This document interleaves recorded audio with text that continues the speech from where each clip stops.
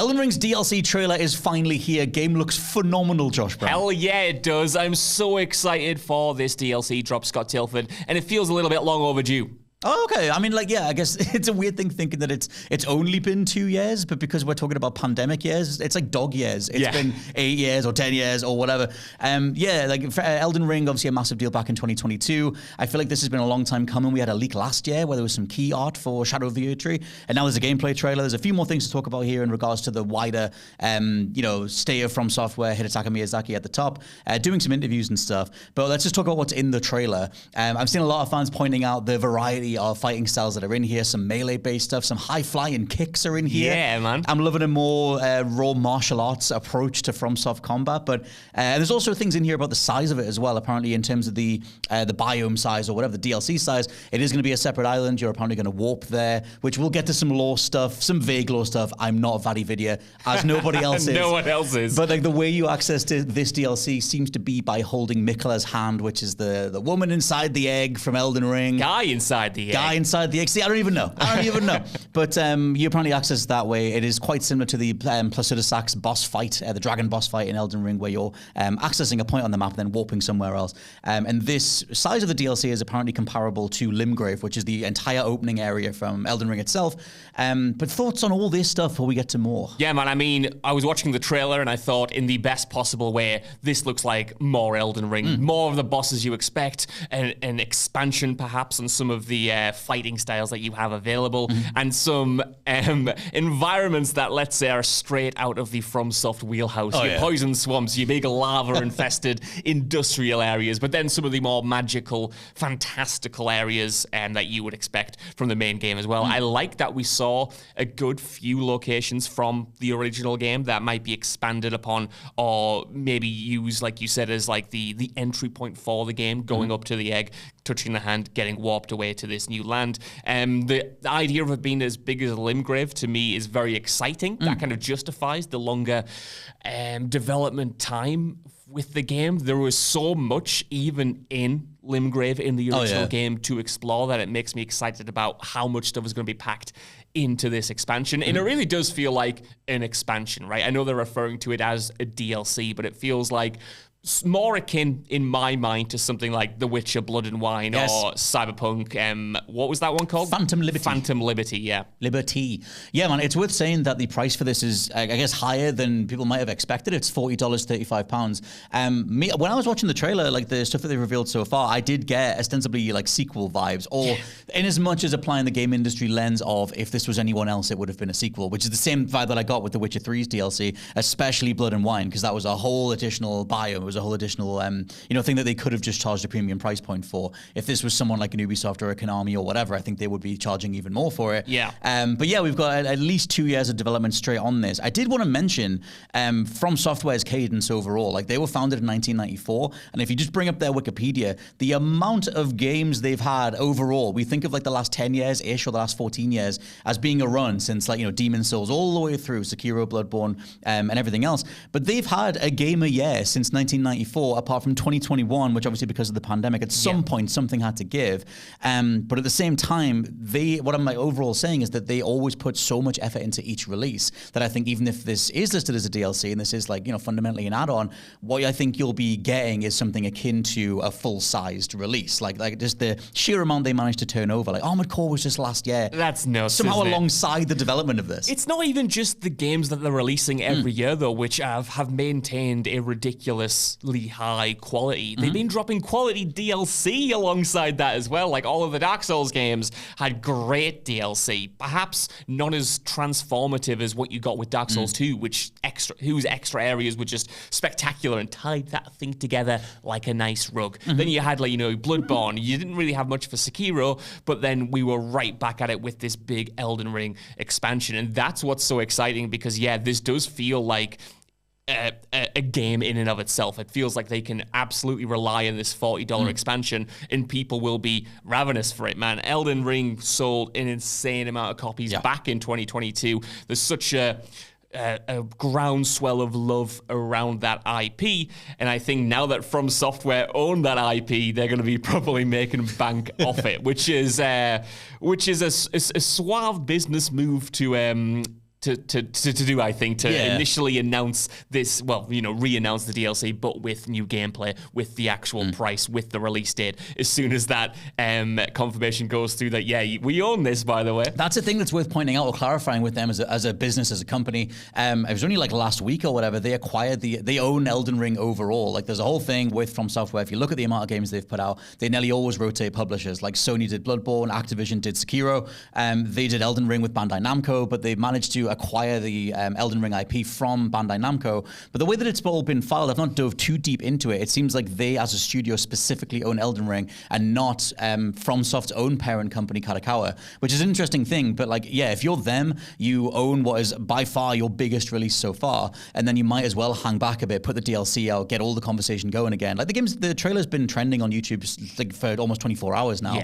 At number one, like, this is by far the biggest thing that they've done. And because they're so big as well, I feel like there are talking points that are becoming like signature traits. Like, Miyazaki in the various interviews that he's doing is talking about poison swamps again, and like talking about, Melania's being mentioned, which is the hardest boss in Elden Ring. It's the one that spawned the meme of that dude called Let Me Solo Her, the one guy that would arrive and just defeat someone one-on-one. Right. That dude is like, whoever that person is, seems to be a very, very good player.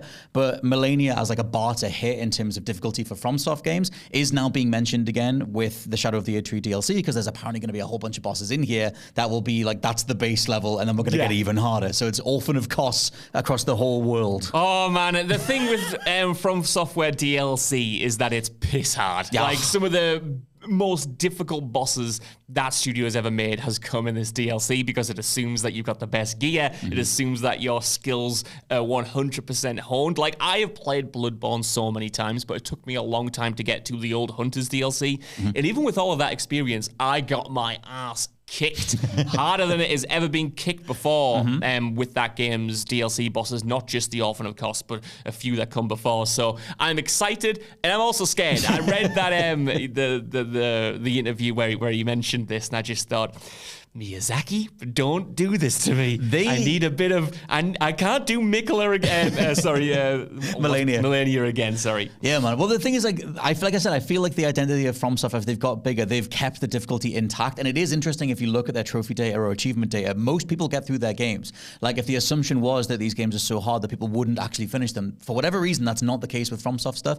More people finish FromSoft games than they do like Red Dead 2, which is like a fascinating thing. But yeah, that whole idea of now that you have a DLC audience, the most hardcore audience is coming back, we can crank up the dials and make stuff even more infuriating. I think I've reached my limit on how much I can beat, for one thing. Like, I never beat Orphan of Kos for in Bloodborne's DLC, and so like I'm gonna see how this stuff is. But I think one of the most fascinating parts of how big they've gotten with Elden Ring is that Elden Ring was the game that let you do the Ash summons, let you sort of encouraged you to get a helping hand a little bit. And I get the wing of the fandom that say you should just do it solo and everything else. It used to be me, it ain't me anymore. I'm looking forward to the impromptu community stuff. Yeah. For everyone fighting Radahn in Elden Ring, up on the beach, everyone running on the beach together, like, give me that energy. Like, that's what I'm there for at this point. I like I especially liked how Elden Ring doubled down on that stuff. And I felt like, coming after something like Sekiro, which I think is a spectacular game, but definitely narrowed in a way that From Software kind of never has on difficulty and pure mechanical skill. Like, that really stripped away a lot of the help that you might be able to get from a Dark Souls by summoning, and really requiring you to focus on the game's core mechanics rather than pump points into different attributes or magic or what have you. So to see Elden Ring open back up, I do think that's one of its biggest strengths, and it makes a lot of sense, I think, with just the open world approach in general. Like, the game, and presumably the DLC, from what the team has been saying about it, is it's so player driven, right? That even the hardest bosses in the original Elden Ring, like, if you go out into the world and you explore and you grind and you arrive over leveled, it's kind of like a cakewalk. Like, I actually did that unintentionally a few times, where I can't remember the exact name of the area, but when you go well south, when you're in Limgrave and you go all the way to the bottom of the map, like, I initially went north. Right. So by the time I got down there, I was like one-shotting, two-shotting these bosses, right? But that is part of the joy, and it's a difficult thing to balance when you expand the scope and the agency of the player in this way. But I appreciate it, and I love to see that summoning become as much of a a preferred experience as that kind of more solo get good mentality. Yeah, man. I think over the years, like if you go back to Demon's Souls or the original Dark Souls, like there was obviously the unseen and smile fight, and like that whole thing of like how you're supposed to be playing the game. And I think like obviously because the systems were more limited, because the difficulty was more on the nose or whatever you want to say about those older games, they're a bit more awkward to get used to. People who came out of Kingsfield like back in the 90s, like there was a whole like, you know, veteran FromSoft player that just wanted the hardest experience possible. And if you couldn't overcome that, you weren't even worth anything. Yeah. And I feel like as they've gotten bigger, they've walked quite a fine line or a really good line of getting that wide audience in and giving you the ability to just enjoy the video games. You don't need to get pummeled into a fine pace to enjoy them. And I think to me, that's been awesome over time. But it's interesting. Yeah, we mentioned like the whole thing with them acquiring the Elden Ring IP. But Miyazaki also said that right now there are no more further plans for a sequel, which is interesting because last year there was a conversation happening in regards to Brandon Sanderson, who's the author of a series called Mistborn. He's done quite a lot of stuff. But he was sort of tapped as the potential next George R.R. Martin, the idea being that FromSoft might partner up with another veteran author and do another franchise.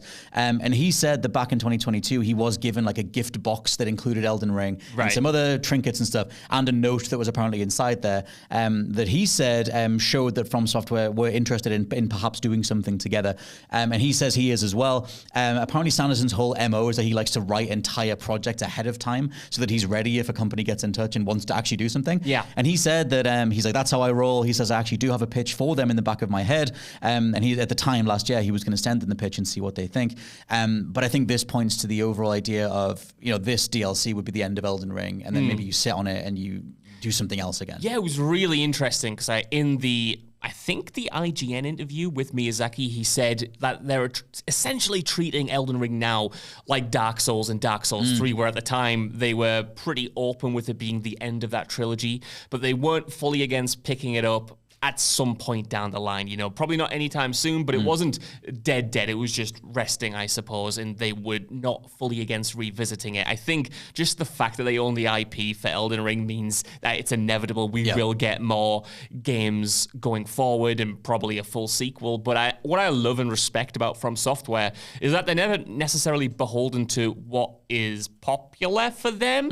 Like they followed Elden Ring up with Armored Core 6, a hugely niche game, and I love them for that. And they've always been ravenous for new IP. You know, they introduced Dark Souls, they introduced Bloodborne, Sekiro, Elden Ring. They are constantly trying to find new ideas alongside sequels. So when he says that, you know, this is the end of the story for now, I believe him in a way that I wouldn't believe other developers or other publishers. I think we definitely will see an Elden Ring 2. There's just too much money to be made in it. There's too many avenues to explore in a sequel where you can build upon what was there in the original. But I definitely think we'll see a new IP first, maybe even a sequel to another IP that they have as well. But Elden Ring isn't dead for good. The thing with Elden Ring is that it was fundamentally, conceptualized alongside George R.R. Martin. The more interviews that he did since Elden Ring's release, where it was like, he'd apparently met with Miyazaki the idea of making a game together. George then outlined a whole bunch of different things in regards to the family dynamics, the lore parts of the world, but mostly the characters and mostly the interactions between the different characters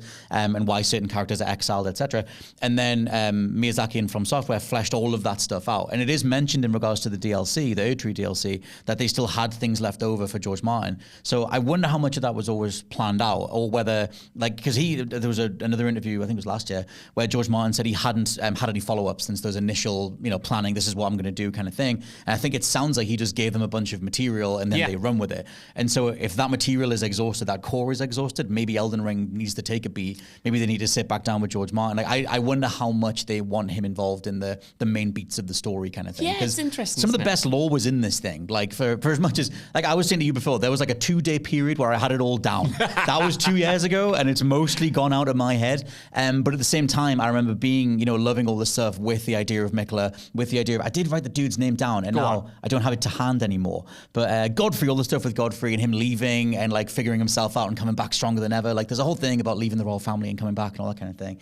I think you can do a lot more with those characters. Yeah. And it's like, I'm fascinated to see what they, what comes out of it. Because there's a lot of voiceover in the new trailer. There's a lot of teasers for it being like a flashback, or it being maybe the original the actual tree that was there before it got destroyed and became the ghosty tree that's in the main game.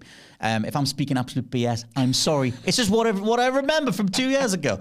But still, that idea of the story stuff being an increasingly big hook. To me, I think getting George Martin involved was a cool idea. Absolutely, and I think, like Miyazaki says in like the interviews, George R.R. Martin seems to have given them so much lore that they've then, like you said, threaded into a proper story, and they've still got some of that left, at least for this DLC. I'd like to see them get him back, because it sounds like he's not been directly involved with the game for a long time. It sounds like, exactly like you said, gave them a bunch of stuff. They went off, made the game, and allowed that info dump, for lack of a better term, to then inform the entire story and mythos and stuff. But yeah, I think Elden Ring is one of the most...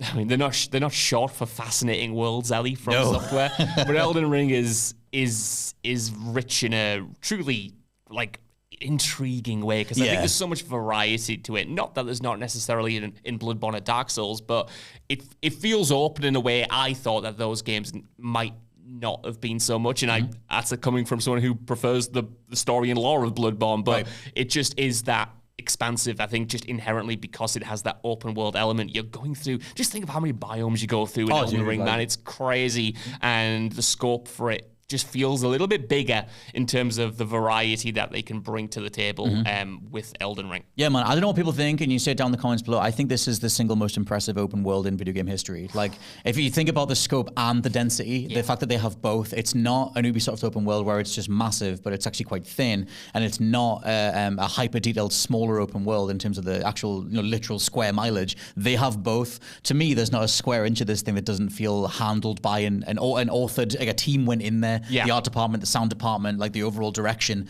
every single bit of it is touched and deftly curated. This is my favorite part of the video, where I get to just gush about Elden Ring again, because I forgot until I'd watched the trailer for Shadow of the Erdtree just how much that game impacted me, man. I was playing through it thinking this is one of the best games I have ever played, and so much of it has to do with the world that you described there, just the way that it unfolded before your eyes, and you never really knew just how big it was. I'll never forget being 100 hours into that game, feeling like I've not barely repeated any content, feeling like I've not had to grind, but the game was just serving me up banger after banger in terms of new dungeon, new biome, new level, new visual.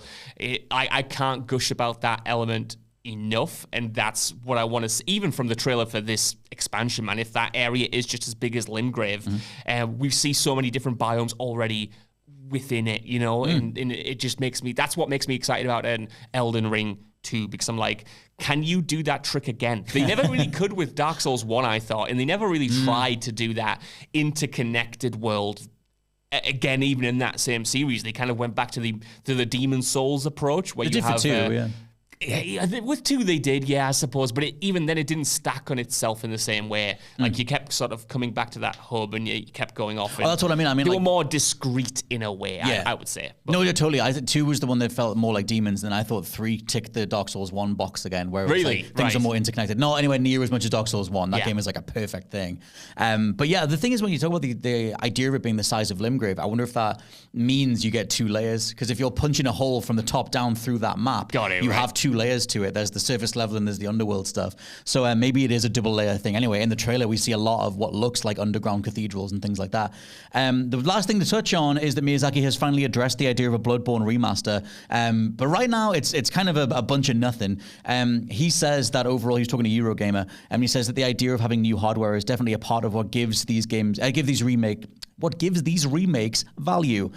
He also said things that you weren't able to achieve on previous generations of hardware, ways you weren't able to render specific expressions on new hardware, that can make this possible. He doesn't say that that's all the be-all and end-all. I think purely from a user perspective, modern hardware also allows more players to appreciate all the games, and so it ends up being a simple reason, but as a fellow player, I think that accessibility is important. I think that can be a driving force between bringing an old game to a new platform. Overall, it seems like he wants to do more with this if they're going to do the Bloodborne remake, the remaster, or whatever. But as we mentioned publisher stuff before, it's clearly always been in Sony's hands, and they just never talk about it. Just give me a 60 frames per second patch. Yeah, like how hard is it? Just give me a little bit of a resolution bump and a little bit of a frame rate bump, and then I will stop talking about it for at least a little bit. I don't know why they've not done anything with Bloodborne, not from Software itself, but Sony, who obviously, like you said, owns the IP. I feel like it would just add to their library perfectly. They already, have that relationship there from Demon's Souls, from Bloodborne. They literally own, I think it's a 13% stake in From Software anyway. Yeah. That relationship is there. You have an IP in an era where Sony is focusing on IP that they're just kind of ignoring, and I want to know why. Is it because there is a remake coming that, Miyazaki can't talk about, maybe being handled by... I've forgotten the name. I want to say Blue Point, who did Demon's Souls. That would be exciting, but I want to see selfishly a proper sequel, a proper expansion to that series. Yeah. Did they hold on long enough and do the Bloodborne movie? Do the anime? Because you got the whole PlayStation Studio stuff. That's their new thing. Like the Until Dawn movie is coming, so then they remaster the game. Last of Us TV show kicks off, so they remake and remaster 1 and 2.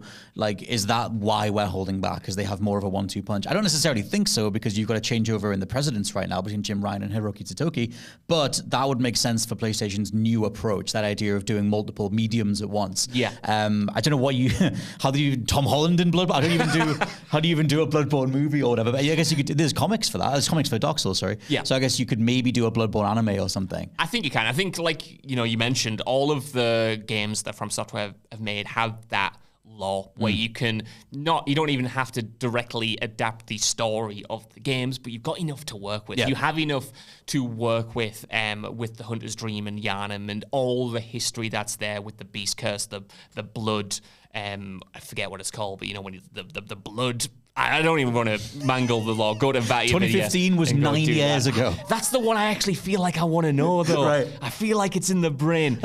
Blood transfusion is kind of what I'm trying to get at. The point is, there's a lot there where you can make a more focused story, I think. And not that this is necessarily important, but I always thought Bloodborne kind of had a visual style that was a bit more not marketable, but you can see toys made of the hunters or figurines, if that makes sense. Yeah, they exist. Yeah. I can see it on shirts. I can see Bloodborne marketing be able to kind of flourish in that way. It's a bit more unique compared to something like Dark Souls, I think, which again, I love Dark Souls 1, best game of all time.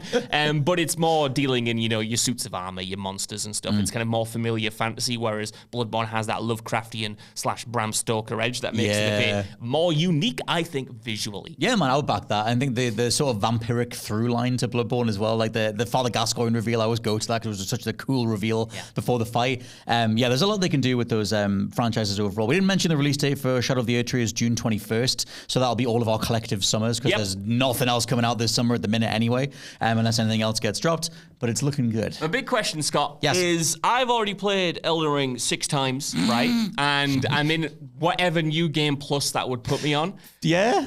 Will I have to play through it again so I can get to the point where I can access the DLC? Because that's what I don't know if I have in me. For as much as I love Elden Ring, I don't know if I can play it for a 7th time in 2 years. Well, they've not said, right, but the way that it's teased in the trailer seems like you need to get to that bit where you're interacting with Miquella's egg.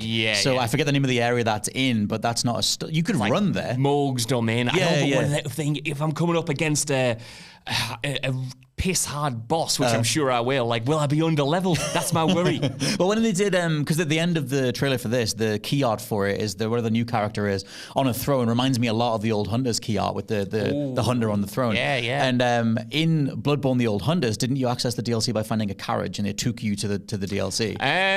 Yes. I always so. I think the carriage might have been a separate area, but it is something. It wasn't from a menu though. No. Yeah, I think every single From Software DLC they've ever done is in world. You go to a place. That was definitely the case with Dark Souls 2. Pretty sure it was the case with Dark Souls 3. Definitely the case with 3 Bloodborne it was as the painting you would go through or whatever. I think you'll have to go to the egg and then go in that way. But we'll see what happens. But so far, an extremely strong showing.